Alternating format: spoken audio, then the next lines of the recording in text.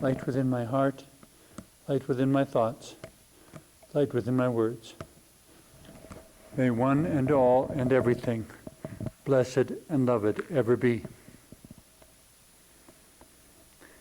Welcome. I'm Sister Who. Those who have watched some of my episodes will occasionally hear me refer to living in an age of economic obsession.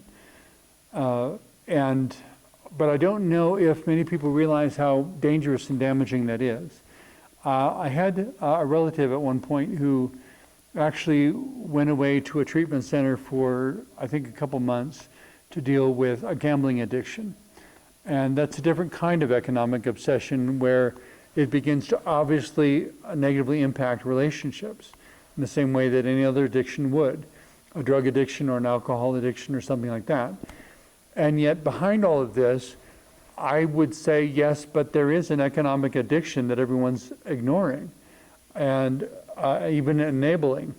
A lot of these words came up as an understanding of alcohol addiction became much more of the general public discussion. The enabler, the equivalent of the alcoholic or the addict, the user, the placator, all these different words, the caretaker. These are terms that came into the public discussion through people talking more and more about addictive behaviors and the way addictions affect relationships all across the board. And when someone is an alcohol addict, and I guess for whatever reason it just jumped into my mind, the parallel to all that, I guess talking about enablers, the things that allow the problem to continue exactly as it is, and how in some instances institutionalized religion has been an enabler of all sorts of dysfunctions. At one point in time, women were not to leave their husbands because the Bible says, the Christian Bible says, be submissive to your husband and so forth. And so a woman might be actually being beaten by her husband, a victim of domestic violence, perhaps even to the point that eventually she gets beaten to death or her children get molested or any number of things. And yet the biblical verse said, wives, submit to your husbands. And so the Bible was used to support and to excuse totally reprehensible behavior. And that's where we come back to saying, so it's an obsession, it's an addiction, just like any other. And spirituality, the spirituality that I believe the divine wants, should never be used to excuse behavior that to any thinking mind is simply evil. To act with violence toward another person, in my understanding, is always wrong. That we need to be loving each. The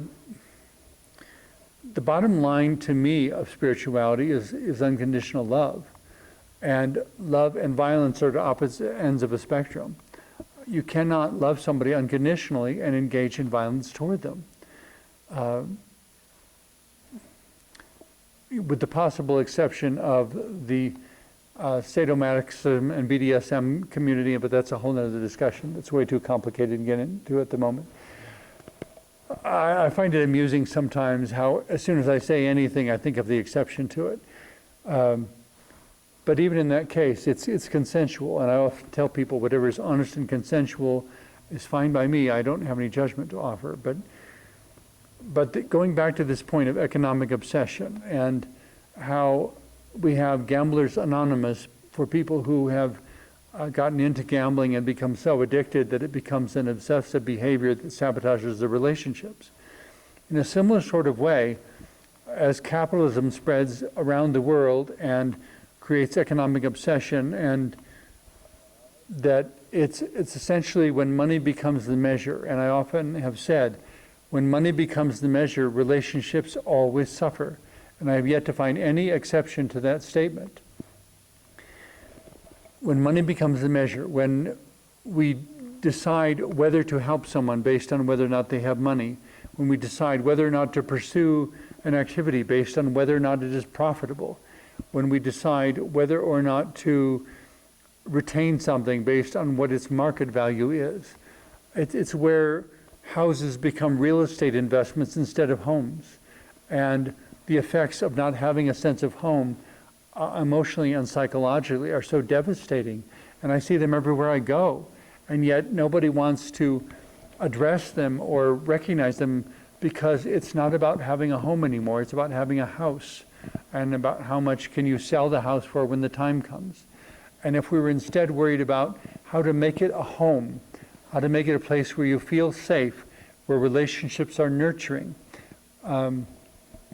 that as troubled and difficult and chaotic as the world is, that there is something so important about having a home, that it gives you a place to go in, shut the door, take a deep breath, and take a day or two or a moment or whatever it takes to recover, to whatever's required to recover, to find your strength again, so that when the time comes and it's unavoidable and necessary, you can once again go out of the house and out of your home and do battle with the challenges of the world, creating enough money to buy whatever food and clothing and resources that you need in order to survive within the world in which you find yourselves to be. The economic obsession, it comes back to that point of, yes, but it depends on the money. People who leave relationships because suddenly there's not enough money. People who leave their homes or abandon their relatives because suddenly there isn't enough money. People who decide what they will or will not do in life because there is or is not enough money. And part of that is not just the individual deciding that I will find a way, somehow I will find a way, and sometimes one can and sometimes one can't. There was a time, for 11 years, I had a place to call home, and I was able to be so abundantly creative during that time, recording 4 albums of original songs, and recording literally hundreds of television shows, and helping a countless number of people. I totally lost count of how many people I helped during that time. But it was because I had a mental and emotional strength, because I knew where home was. And that when I didn't know what else to do, I could do my occupational therapy, if you will, in that space. I had the home within which to do it. I had a place where I could put a garden. And so there were times where I was feeling overwhelmed and I needed to take a break, so I would ignore the phone and put everything aside for a moment, and I went outside and built a beautiful flower garden. Or I trimmed the trees, or I raked the yard. And in those activities, which some would view as work and labor and chores, I found the space where my mind and my heart could relax and unwind, and doing something that was not challenging, just moving a rake across the yard to rake up leaves in autumn and putting them in a garbage bag. It wasn't something that was mentally exhausting. And in doing that, my mind could just take a deep breath and just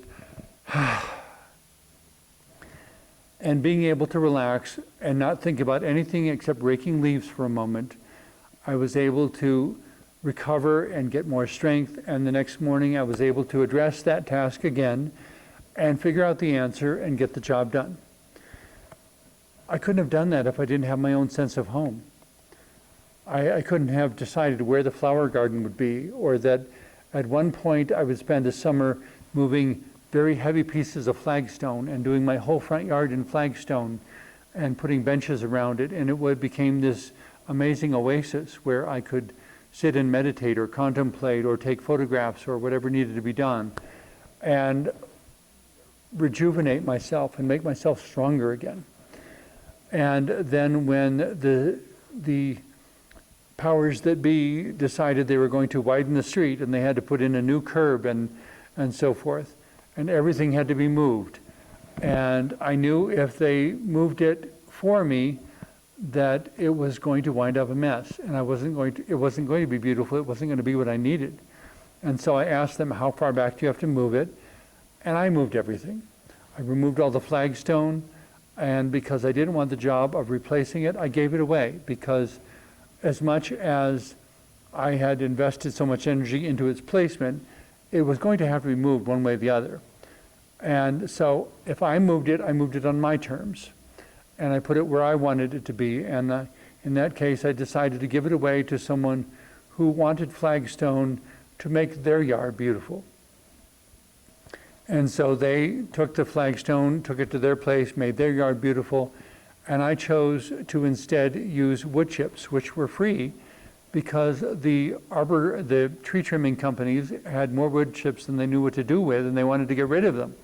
And so they gave me free wood chips, and I made a different configuration of a meditation garden that fit within the new boundaries after the new curb was put in, and had a protective fence around it and some strategically placed benches, and I filled the area in between with wood chips, and it was an incredibly peaceful place where if life seemed overwhelming, I could just go outside and sit for a moment and listen to the wind and look at the morning glories that grew up and covered the fence. I mean, there's one year I let them go and encourage them as much as I could, and I had 30 or 40 feet of fence, 5 feet high, that was covered in blooming morning glories. It was so incredible. I took some pictures of it also, but it was just the most amazing space to sit and relax in. And as the author Madeleine L'Engle puts it, to take time to just be. It's been said that if you are what you do when you don't, you're not. The idea being that you lose your sense of identity when you're no longer doing the thing that by which you identify. A plumber is only in existence as long as he's a plumber. What is he when he goes home? Well, he has to be something else, and his identity has to be based on something else. And a carpenter, and a computer programmer, and whatever it is you do for your living. That's not who you are, it's what you do. And so in the book where her book was Walking on Water, subtitled Reflections on Faith and Art by Madeleine L'Engle, and it's a book I recommend to absolutely everyone. But in that book, she talks about taking time to just be. That humanity is so engrossed in doing and making and building and earning and paying bills, and I often joke when I put my disability check into when it comes into my bank account, that it's not really my money. It comes in, it goes out. I don't get to keep any of it. It's just I get to decide how it's divided up, but I don't get to keep any of it. But taking time to just be, where you sit and listen to your own heart, where you sit and listen to the wind, where you notice the birds landing in the trees around your yard, where you notice that the flowers you planted are coming up. For a number of years, I had Edelweiss growing in my front yard. It's quite a unique flower and quite beautiful and wonderful, but I don't know how many people who have seen the movie The Sound of Music really know what Edelweiss looks like or how it grows or what a totally unique flower it is. It's unlike any other flower there is. Any other flower I've ever seen anyway. But I had them growing in my front yard for a number of years. And then there was another place where I planted the Easter lilies. After every year when people were done with them and throw them away, I'd go around and grab all the bulbs I could and plant them. And they would usually winter over 1 or 2 years before they died off. But that meant that I had naturally growing and blooming Easter lilies in my front yard. And it was beautiful, and there's nothing that smells like an Easter lily. And to have that smell in my flower garden, it was just an amazing place to go and rest from all the struggles and craziness of the day. And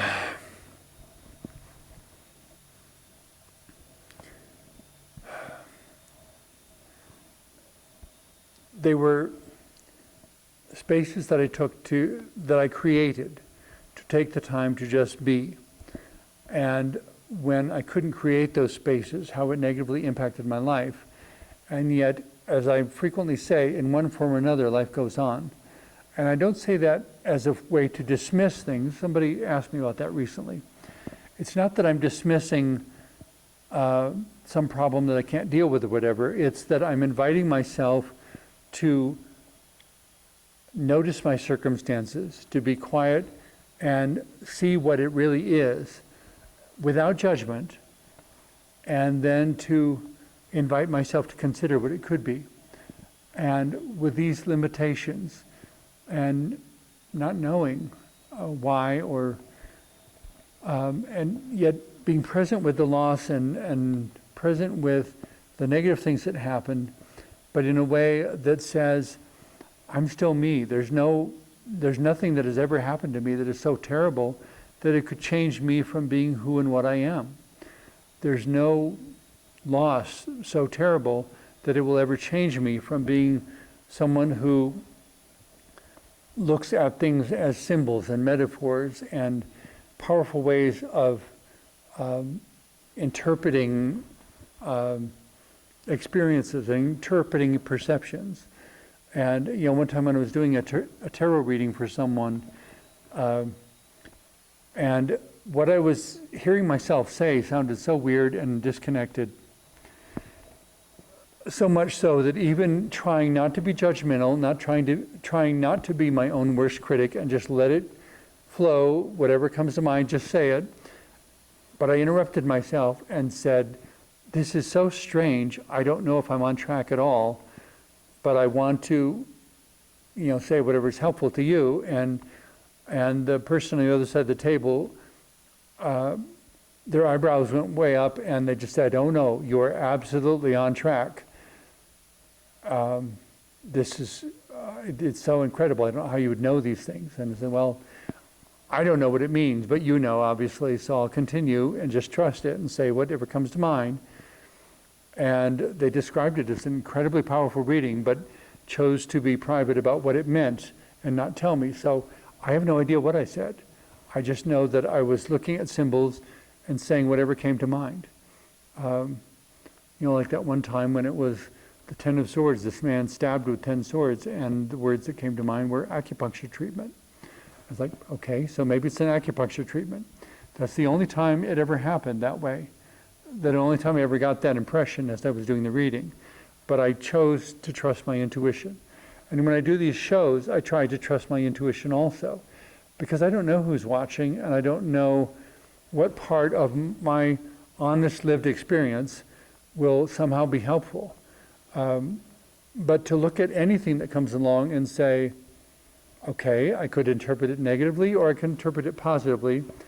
How could even this be interpreted positively?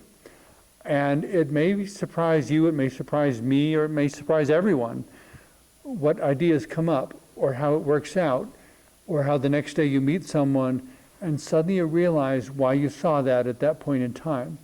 And it all makes sense. But you didn't know until that moment. And I hope there will be some future time where I can look back at the current phase of my life where there's been so much loss and so many difficulties and so many things where I just didn't know why it hurt so much. Why does it have to hurt so much to be me? And yet, no matter how much it hurts to be me, I trust that there is a perspective from which it makes sense, because there have been times where what was aggravating to me, what was frustrating, what was discouraging, later I understood why. Not all the time, but a few times. Enough times that I choose not to question when the bad things happen, whether or not they're supposed to be part of my life experience. Because within every bad thing that happens, there's an opportunity for me to turn it on its head and turn it around and take something that was so painful and so sad and wind up stronger because of it. It's a basic principle of martial arts to always use the greater force of something against itself. That the thing that looks like it was meant to destroy you instead makes you stronger. I will never forget the scene from the very first Star Wars movie now decades ago, so many years ago, in which Obi-Wan Kenobi is facing his moment of death. And he knows that. And he's facing his arch nemesis, Darth Vader. And he says, and he's absolutely right, you can't win, Darth. If you strike me down, I shall become more powerful than you could possibly imagine. You can't win. If you strike me down, I'll become more powerful than you could possibly imagine. To be able to find a way and a place of saying that to every difficulty that ever comes against us. you can't win, because whatever you do to me will only make me stronger. And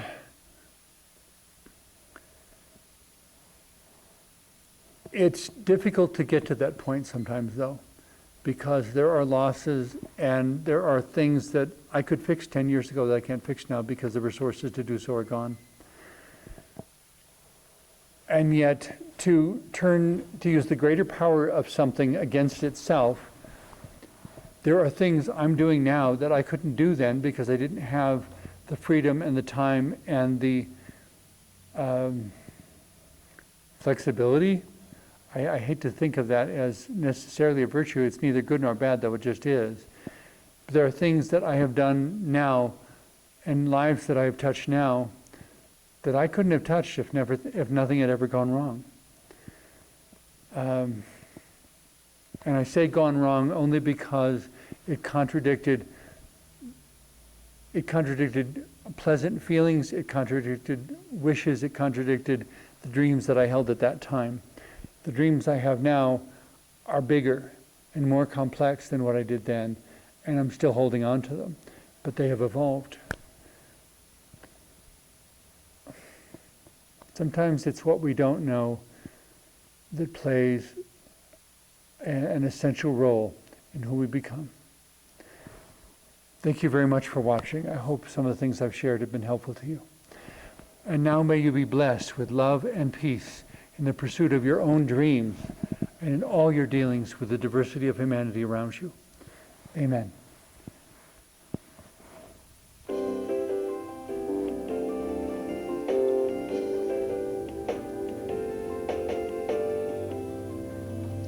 A voice that can sing and a hand that can touch, a mind that can think and the heart loves so much, a weakness for giving the last of my strength, yet smiling each morning at life's uncertain length.